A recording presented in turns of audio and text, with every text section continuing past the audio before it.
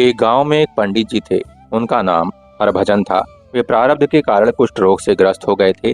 एक दिन अचानक प्रातः मुंह अंधेरे बिना किसी को बताए अपने गांव को छोड़कर कहीं अन्यत्र जाने के लिए अपने घर से बाहर निकल पड़े।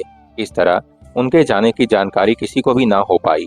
पूरा दिन खोजबीन की गई, परंतु उनका कहीं कोई पता नहीं लगा। लगभग 3 माह तक उनकी खोजबीन की गई, परंतु निराशा ही हाथ लगी। गांव के बुजुर्गों तथा परिवारजनों ने मिलकर उन्हें मृत मान लिया और मृतक के निमित्त जो कर्म निर्धारित है उसकी तैयारी शुरू कर दी गई। 13वीं के दिन एक हवन किया गया और ब्रह्मभोज शुरू कर दिया गया। तभी एकाएक वे मुख्य द्वार पर प्रकट हो गए। एक दो आदमी ही साहस जुटा पाए उनके पास जाने का। भैया, कहाँ थे तुम? इस तरह कहाँ और क्यों चले गए? किसी ने कुछ भला बुरा तो नहीं कह दिया? थोड़ी देर तक बड़ा विचित्र सा वातावरण बन गया। उन्होंने बताया कि किसी ने उनसे कुछ भी भला बुरा नहीं बोला। वे स्वयं ही अपने इस नारकीय जीवन से छुटकारा पाना चाहते थे, तो बिना बताए उन्होंने आत्महत्या करने का इरादा कर लिया था और पास के रेलवे स्टेशन पर इस काम के लिए प्रातः निकल गए, परंतु रेलगाड़ी से कटने का साहस नहीं जुटा पाए और दूसरी गाड़ी से हरिद्वार चले गए। हरिद्वार जाकर काफी दिनों तक धर्मशाला में रहकर मंदिरों में जाकर प्रभु से उन्होंने अपनी व्यथा निवेदन की और फिर गंगा जी में डूबकर अपनी जीवन लीला समाप्त करने का मन बना लिया। एक दिन एकांत सा जानकर गंगा जी में अंतिम प्रवेश करने का साहस किया, परंतु घर परिवार की याद आ गई और बिना स्नान किए बाहर निकल आए। कुछ देर किनारे पर बैठकर मनन किया कि यहाँ से लौटकर जाना ही नहीं है। फिर दुखी मन से गंगा जी में प्रवेश कर गए। इस बार कुछ और गहरे जल में चले गए, परंतु गतिमान जल की हिलोरे जब वक्ष तक पहुंची तो मोह जागृत हो गया एवं गांव के लोग याद आने लगे कि एक बार और गांव हो आऊं। इस बार भी बिना डुबकी लगाए वापस निकल आए। पुनः किनारे पर बैठ गए। तभी एक युवा सन्यासी ने आकर उनसे कहा कि आपको गुरुदेव जी ने बुलवाया है। उस सन्यासी की बात सुनकर उन्हें हैरानी हुई कि यहाँ मुझे कोई जानता नहीं है।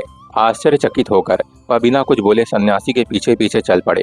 कुछ दूरी पर ही पेड़ों के झुरमुट में एक छोटा सा किंतु मनोहर आश्रम था। वहीं एक कुर्सीनुमा आसन पर एक ओजस्वी वयोवृद्ध साधु विराजमान थे। उन्हें देखकर साधु बड़े स्नेह से मुस्कुराए और अपने पास बैठाकर बोले, मैं तुम्ही को देख रहा हूँ, तभी तुम्हें बुलाया है। हरभजन, जिंदगी से ऊब गए हो क्या? बिना भोले शंकर की इच्छा के जीवन त्यागना चाहते हो? अनजान साधु के मुंह से अपना नाम और उद्देश्य सुनकर हरभजन विस्मित थे। साधु ने फिर कुरेदा, नाम तो हरभजन अर्थात शिव का भजन करने वाला, परंतु काम कैसा घिनौना। हरभजन रो पड़े और बोले, इस नारकीय जीवन से छुटकारा पाना चाहता था, माँ गंगा जी की गोद में समा जाना चाहता था। न जाने आपने क्यों मुझे बुला भेजा।